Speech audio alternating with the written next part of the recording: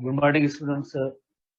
Skeletal system हमने discuss किया आज, उससे रिलेटेड डिसऑर्डर्स हैं। बिकॉज आपको पता है कि हमारा जो भी सिलेबस है उसके अंदर जो फिजियोलॉजिकल प्रोसेसेस हैं सबका कोई ना कोई आगे उसमें डिसऑर्डर डिस्कस है हमारे बुक में, चाहे फर्स्ट ईयर हो या इंटर हो, सबके अंदर सिस्टम रिलेटेड डिसऑर्डर्स जरूर है। तो इसी तरह से स्केलेटल सिस्टम रिलेटेड डिसऑर्डर्स भी है।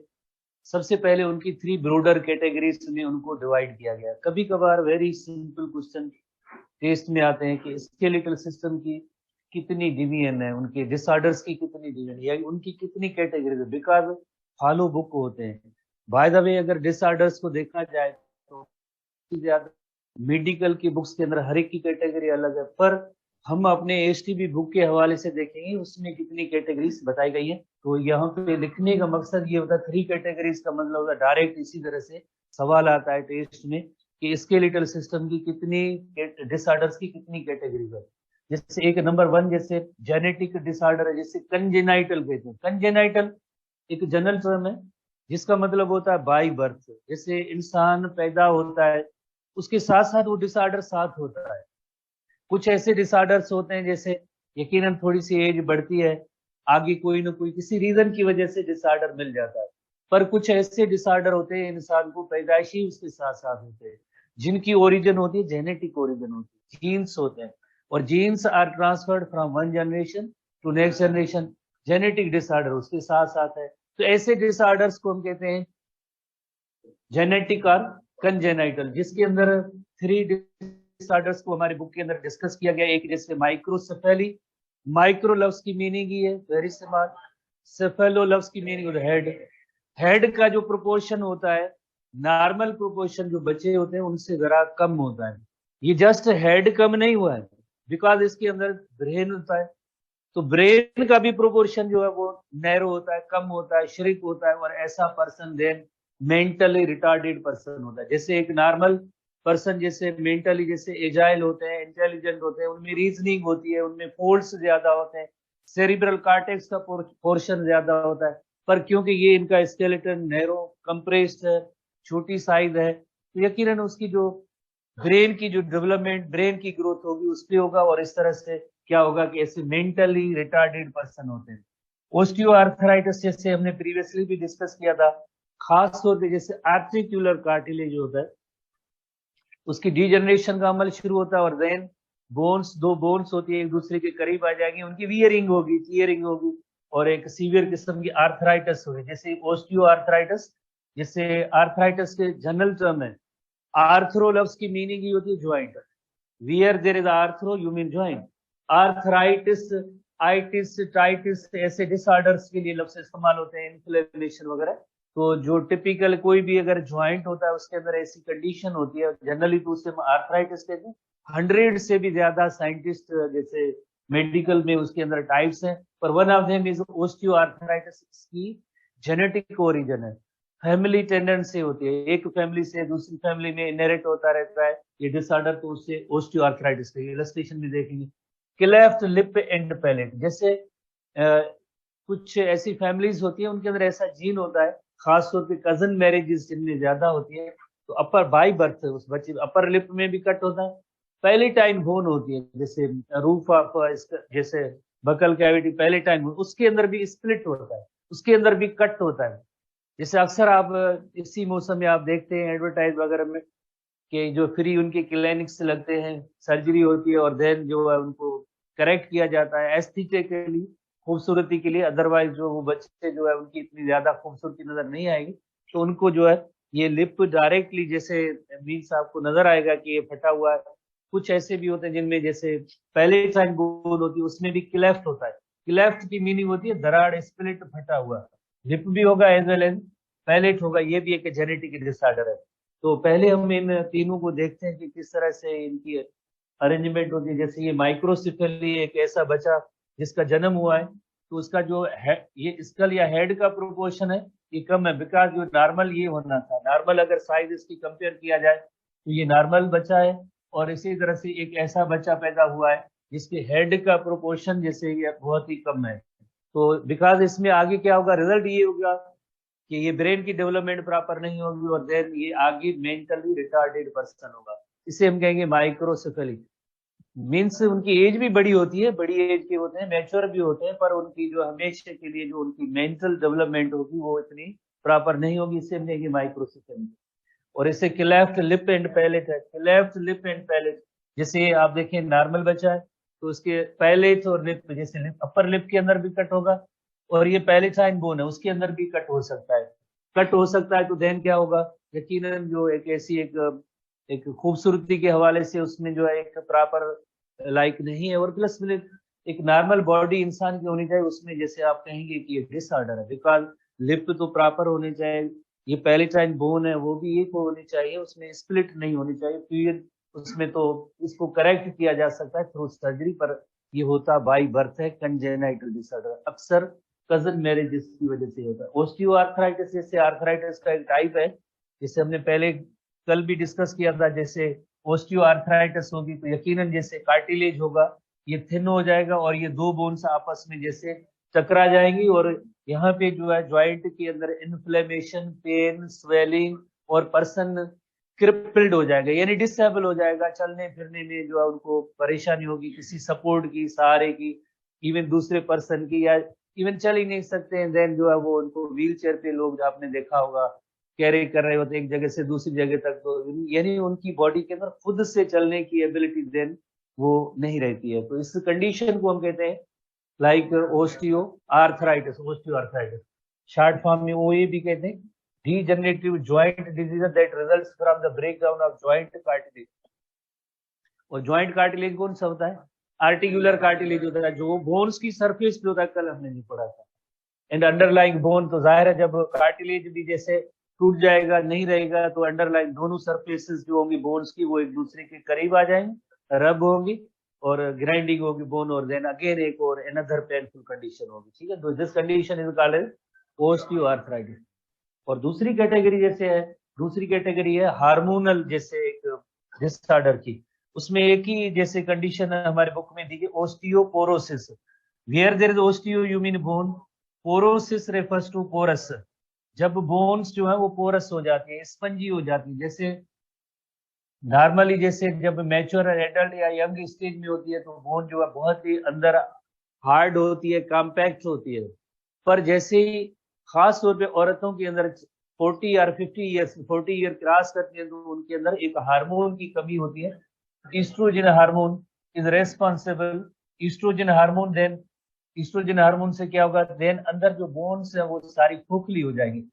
ऐसे जिस तरह से अगर हम एक दरवाजे वुडन जैसे डोर का एग्जांपल लें, जिसको अंदर जैसे कुछ टर्माइट या दीमक वगैरह या कुछ और इंसेक्ट वगैरह उनको खा जाए, बाहर शक्ल में दरवाजा नजर आ रहा है, अंदर तो खोखला होता है, आप एक थोड़ा सा धक्का देंगे तब वो टूट सकता है। बिल्कुल इसी तरह से ह्यूमन बीइंग के अंदर भी जब बोन्स ऐसी पोरस हो जाती है तो कई ऐसे मीन्स इंसान में जिंदगी में कोई ऐसे पॉइंट्स, ऐसी सिचुएशन होती है, थोड़ा भी धक्का लगे, गिर जाए तो फिर देर आसानी से बोन ब्रेक हो सकती है। जैसे आपकी एज है, यंग एज है, आप जिस तरह से गेम भी खेलते हैं, ड्राइव भी लगाते हैं, दौड़ते हैं, गिरते भी हैं, पर आपकी बोन को इतना कोई फर्क नहीं पड़ता है। पर यही छोटा सा अगर धक्का कोई लग जाए किसी ओल्ड एज पर्सन को जिसकी एज 40+ हो, तो यकीनन उनकी बोन्स अंदर वीक होती है और आसानी थोड़े से फिजिकल प्रेशर से भी, जैसे ट्रॉमा से कोई उनकी जो बोन ब्रेक हो सकती है, वाई अंदर उनकी बोन्स जो है खोखली होती है, इनको इतनी ज्यादा सपोर्ट नहीं मिलती, इतनी हार्ड नहीं होती, कॉम्पैक्ट होती है। रीजन क्या है, जैसे ईस्ट्रोजन हार्मोन की कमी होती है विमेन के अंदर, बिकॉज हार्मोनल आगे बैलेंस जैसे नहीं रहता। जैसे ये कंडीशन, जैसे एक नॉर्मल बोन को हम देखेंगे, नॉर्मल बोन मैट्रिक्स है, आप देखें छोटे छोटे पोर से इतनी बड़ी नहीं, पर जैसे ऑस्टियोपोरोसिस हो जाती है तो अंदर ये खोखली हो जाती है। क्यों हो जाती है? Because oestrogen secretion falls, falls का मतलब है कम हो जाता है, bone become porous, thin and weak. और इस तरह से ये ऐसी बोन जो है पोरस भी बन जाएगी, थिन भी होगी और वीक होगी, फिर क्या होगा, इजीली ब्रेकेबल। ठीक है, किसमें कौन कौन सा रीजन है जो ब्रेक हो सकता है? हिप बोन, जैसे गिरते हैं तो सबसे पहले जैसे हमारा जो ये पेल्विक गिरडल वाला रीजन रहा है वही पहले टच होता है जमीन पे, उस पर पूरी बॉडी का जैसे एक प्रेशर आया तो हिप बोन के ब्रेक होने के चांसेस होते हैं। खास तौर पे आपने जैसे ना क्यूबिक सिम्फाइसिस के साथ साथ इस तरह से जो है वो इतना ज्यादा उनमें प्रेशर आएगा तो इन ब्रेक किसी भी जगह पे हो सकती है, या वर्टिब्री बिकॉज जैसे गिरता है इंसान तो ये पूरा वर्टिब्रल कॉलम है, यहाँ पे भी कोई कोई डैमेज हो सकता है। रिस्ट बोन जैसे हम गिरते हैं ऐसे जैसे हाथ देने की कोशिश करते हैं, यानी पूरी बॉडी का वजन इन्हीं कार्पल्स पे आता है, इन्हीं कार्पल्स पे आता है, तो ये रिस्ट बोन है। इसी तरह से जो इनकी जो फ्रैक्चर्स होते रहते हैं इस ओल्ड एज पर्सन में। बाकी अगर आप छोटे बच्चे यंग एज या उसमें आप देखिए गिरे बच्चे तो उसमें जो इनकी बोन इतनी नहीं टूटती है जितनी जो है इन बड़े लाइक एज के लोगों में जो बोन्स की ब्रेकेज फ्रैक्चर होता है बिकॉज ऑफ एक एजिंग कंडीशन के अंदर इनमें ओस्टियोपोरोसिस होता है। ओस्टियो लफ्ज की मीनिंग जैसे आपने नोट की, bone and porosis refers to porous bone, जब पोरस अंदर खोखली हो जाती है तो इस कंडीशन को हम कहते हैं ओस्टियोपोरोसिस कहेंगे, this is called as osteoporosis. एक तीसरी कंडीशन है जो हमने पहले डिस्कस की थी, रिकेट्स, जो आपको पता है रिकेट्स विटामिन डी की कमी है, उसकी वजह से बोन्स जैसे ये नॉर्मल जो पोस्चर है पर्सन की जैसे नॉर्मल बोन्स है, पर जैसे विटामिन डी की कमी होगी तो बोन्स जो है उसमें किन चीज की कमी होगी, यानी कैल्सिफिकेशन का प्रोसेस है वो प्रॉपर नहीं होगा, ओसिफिकेशन प्रॉपर नहीं बन जाएगी। इस वजह से क्या होगी, बोन्स वीक होंगी, बॉडी का वजन जो उसमें बर्दाश्त करने की सलाहियत नहीं होगी, बोन्स की शेप क्या होगी, बो शेप हो जाएगी। डिफरेंट एंगल्स पे से जब बॉडी का प्रेशर आता है तो ओवरऑल स्केलेटन डिफॉर्म हो जाता है, उसका एक नॉर्मल स्केलेटन होता है वो नहीं रहता है। जैसे अगर इस जगह पे जो है अगर ज्यादा प्रेशर आया तो ये बोन्स जो है उनकी जो है डिफॉर्मेशन जो हो जाती है, this condition is called rickets. ऐसी कंडीशन को हम कहेंगे रिकेट्स कहेंगे। इलस्ट्रेशन के जरिए तो आप देख रहे हैं, पर थोड़ी सी पॉइंट्स होती हैं वो भी उनको याद करनी होती है, बिकॉज अल्टीमेटली टेस्ट के अंदर जैसे टेस्ट है या कोई भी जगह उसमें थ्योरी भी जरूरी होती है। तो बुक के हवाले से अगर आप देखें तो ये माल न्यूट्रिशन की वजह से, जैसे फर्स्ट ईयर के अंदर डाइजेस्टिव सिस्टम में हमने पढ़ा होगा कि एक प्रॉपर न्यूट्रिशन होती है, अगर वो नहीं है किसी भी किस्म के न्यूट्रिएंट्स की कमी है, जैसे आपने देखा होगा जहाँ पे जो वार जोन होते हैं वहां पे लोगों को जो प्रॉपर न्यूट्रिशन बच्चों को नहीं मिलती है, उनकी ग्रोथ प्रॉपर नहीं होती है, या जहाँ पे फेमाइन होता है, कहत होता है, उन इलाकों के अंदर जैसे प्रॉपर न्यूट्रिशन नहीं होती है, या जिस तरह से जहाँ पे जो पुअर एरियाज पुअर लोग हैं जहाँ दुनिया के अंदर रहते हैं उनकी प्रॉपर न्यूट्रिशन नहीं होती है, जिससे जिंदा तो रहते हैं बिल्कुल, उनको बेसिक जो नीड है खाना तो मिल रहा है, पर न्यूट्रिएंट भी प्रॉपर अगर ना हो तो यकीनन उसकी जो है काफी सारी डिजीज का वो आगे सबब बन सकता है। हमने जैसे पढ़ा है डाइजेस्टिव सिस्टम में, इसी तरह से अगर विटामिन डी की कमी होगी ना, विटामिन डी की, तो इस तरह से decrease in the absorption of calcium, calcification का प्रोसेस नहीं हुआ, रिजल्ट क्या होगा, सॉफ्टनिंग ऑफ द बोन्स होगी, जिसकी वजह से क्या होगा, स्केलेटन है उसमें डिस्टॉर्शन होगी, यानी प्रॉपर एक स्केलेटन डेवलप नहीं होगा। और खास तौर पे कौन सा रीजन, जैसे पेल्विस एंड लेग रीजन, और ऐसे चिल्ड्रेन होंगे उनकी लेग्स की क्या शेप होगी, बो शेप। तो ये इसकी एक कंटिन्यूटी है, जैसे आप एक लफ्ज आप थोड़ा सा नोट करें और देन आगे चेन ऑफ आंसर्स आपको मिलती जाएंगी। जैसे विटामिन डी की डेफिशिएंसी होगा क्या, कैल्शियम की एब्जॉर्प्शन नहीं, कैल्शियम की एब्जॉर्प्शन नहीं होगी, बोन ओसिफिकेशन का प्रॉपर अमल नहीं होगा, बोन्स सॉफ्ट हो जाएंगी, वीक हो जाएंगे, उनमें वजन अपनी बॉडी का वजन बर्दाश्त करने की उनमें सलाहियत कम हो जाएगी। देन जैसे ही बॉडी का वजन आता है तो जाहिर है उनकी लेग्स की जो शेप होगी वो प्रॉपर और नॉर्मल नहीं होगी। सोसाइटी के अंदर आपने जैसे इर्द गिर्द देखा होगा कई ऐसे लोग होते हैं जिनकी जैसे लेग्स इस पैटर्न में होते हैं, वाई बिकॉज एहसास नहीं होता है एक्चुअली, जो है ना माल न्यूट्रिशन एक ऐसी कंडीशन है जब हो रही होती है ना तो आप किसी को बता ही नहीं सकते, क्योंकि हमारे यहाँ इतनी जो है मेडिकल अवेयरनेस नहीं होती है।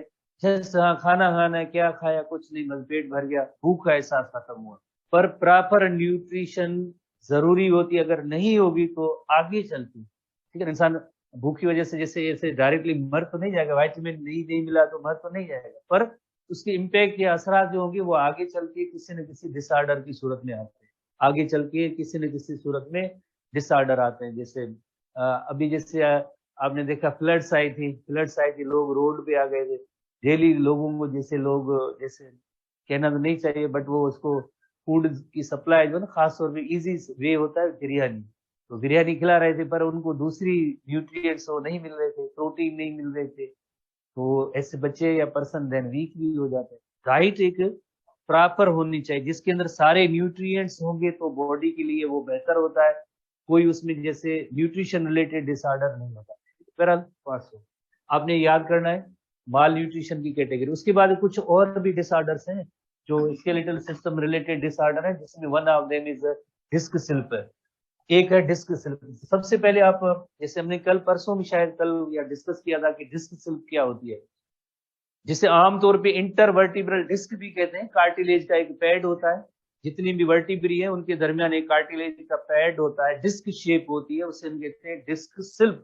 सिल्प की मीनिंग होती है जो अपनी जगह ओरिजिनल उससे निकल जाए, फिसल जाए, अपनी जगह छोड़ दे, उससे हम कहते हैं सिल्प कहते हैं। दैट इज कॉल्ड सिल्प, डिस्क सिल्प। इंटरवर्टिब्रल डिस्क प्रॉपर जगह पे मौजूद है, अगर वो डिस्क अपनी प्लेस ओरिजिनल प्लेस से हट जाए किसी रीजन की वजह से, that is called the disc सिल्प।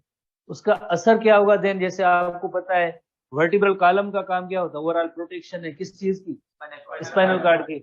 वहां से क्या निकल रहा है, स्पाइनल नर्व्स निकल रहे हैं। अगर डिस्क अपनी जगह छोड़ जाए तो यकीनन सराउंडिंग क्या होंगी, नर्व्स होंगे, उनको जाके प्रेस करेगी तो वो नर्व आगे जिस भी पार्ट को जैसे इनर्वेट कर रहे हैं, कंट्रोल कर रहे हैं, रेगुलेट कर रहे हैं, तो उनके अंदर जैसे वो फीलिंग होगी पेन की, और वो वहां पे जो है जैसे प्रॉपर मैसेजेस जाएं या ना जाएं, इस तरह से उनकी डिस्टरबेंस हो जाती है।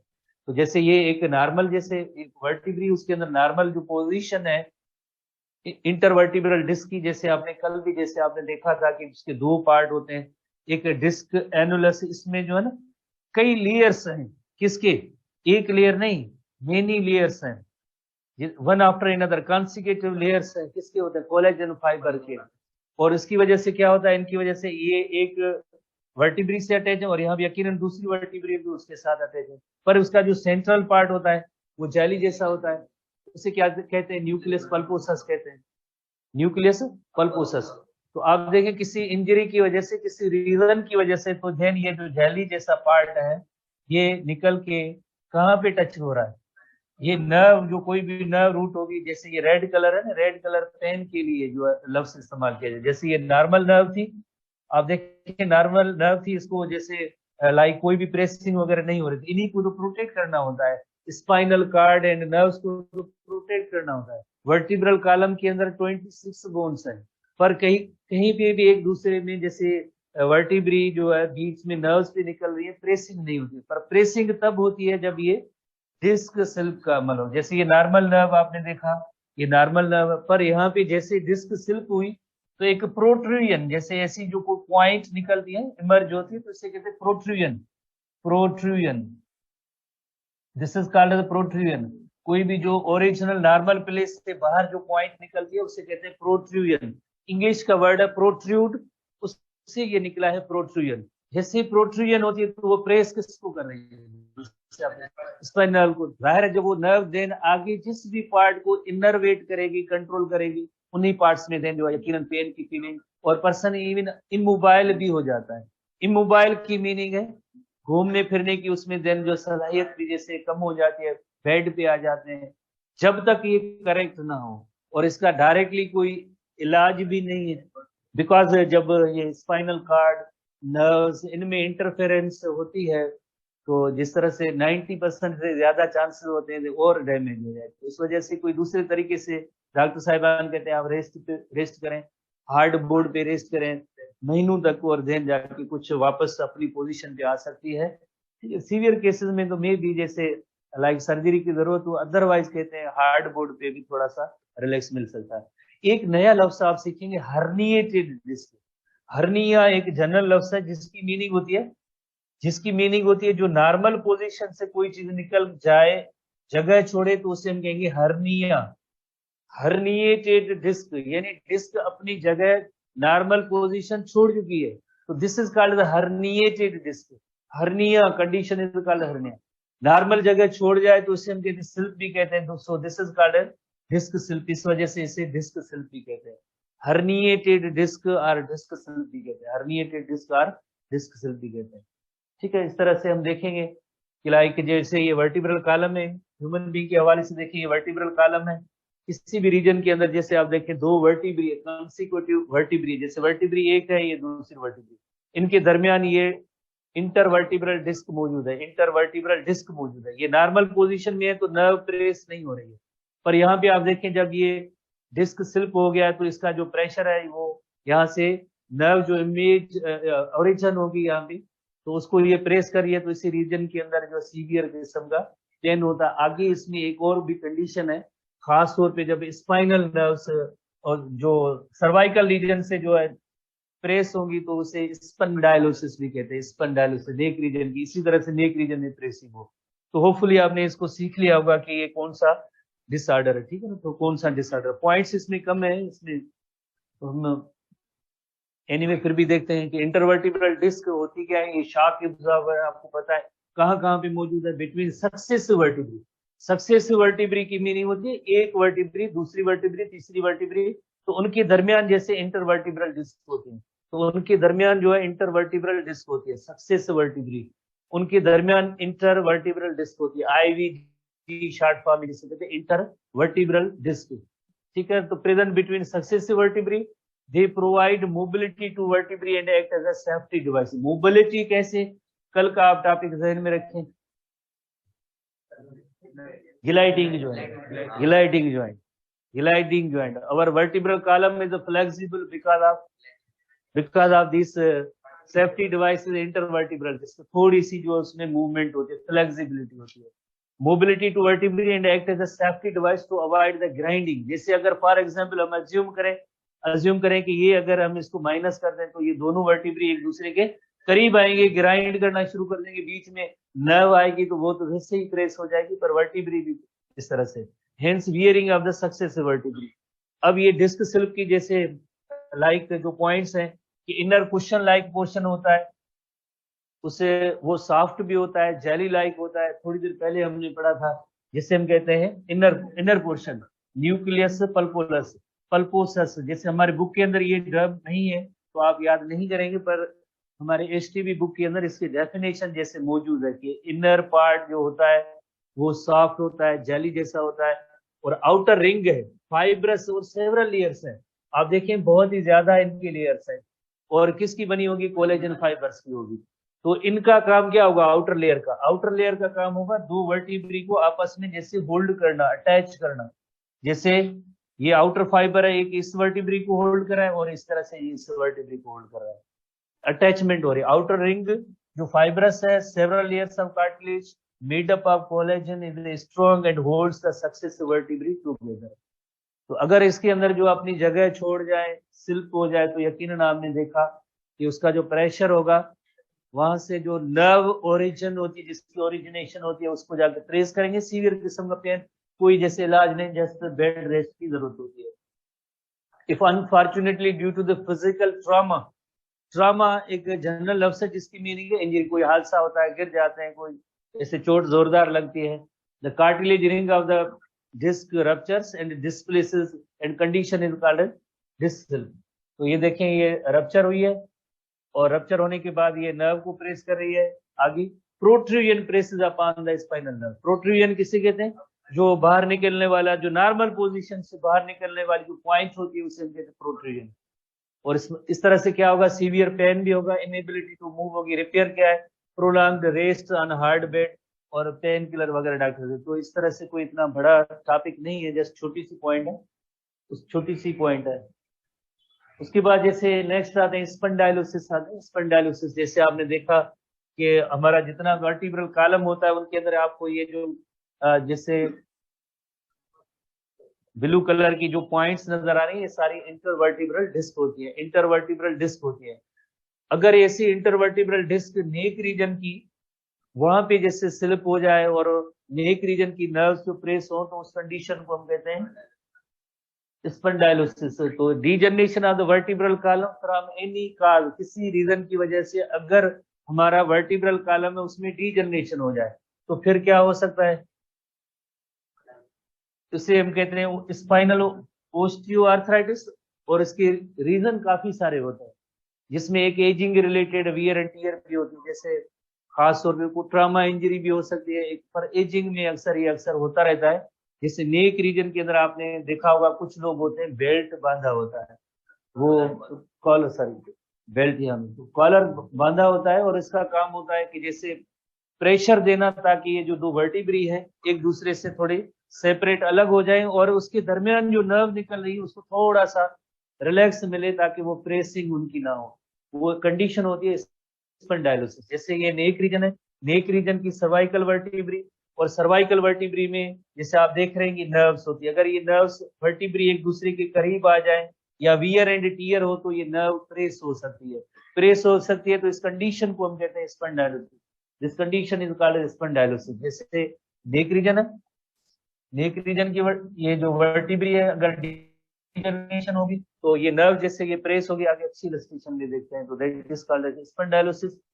उस कंडीशन को हम कहते हैं स्पंडाइलोसिस कहते हैं। ठीक है, ये नेक रीजन, सर्वाइकल वर्टिब्री, और सर्वाइकल वर्टिब्री के हवाले से अगर इनकी प्रेसिंग हो, जैसे ये नॉर्मल है, नॉर्मल जैसे ये इंटरवर्टिब्रल डिस्क पड़ी है, पर आप इस जगह पे देखें ये नॉर्मल इंटरवर्टिब्रल डिस्क है, पर ये डिस्क किस रीजन की वजह से यकीनन जैसे थोड़ी सी स्लिप हुई है तो नर्व्स को बल्जिंग डिस्क, बल्जिंग या प्रोट्रूडिंग, थोड़ी देर पहले हमने पढ़ा था, बल्ज की मीनिंग होती है जो बाहर निकलने वाला हिस्सा होता है, उसे हम कहते हैं बल्जिंग, बाहर निकला हुआ ओरिजिनल प्लेस। जैसे ये बोन की जो है पॉइंट्स है उनके दरमियान पड़ी है, पर ये जो जैसे डिस्क स्लिप हो जाए तो फिर यकीनन क्या होगा, यहाँ की नर्व्स होंगी वो प्रेस हो जाएंगी, जैसे नैरोड डिस्क स्पेस है तो जाहिर है उसके बाद ये डिस्क स्पेस जैसे नैरो हो गया तो यकीनन प्रेसिंग होगी, और इस कंडीशन को हम कहते हैं स्पंडाइलोसिस। is a deformity of the joint of the two vertebrae। कौन सी वर्टिब्री? नेक रीजन की सर्वाइकल, और उनके दरमियान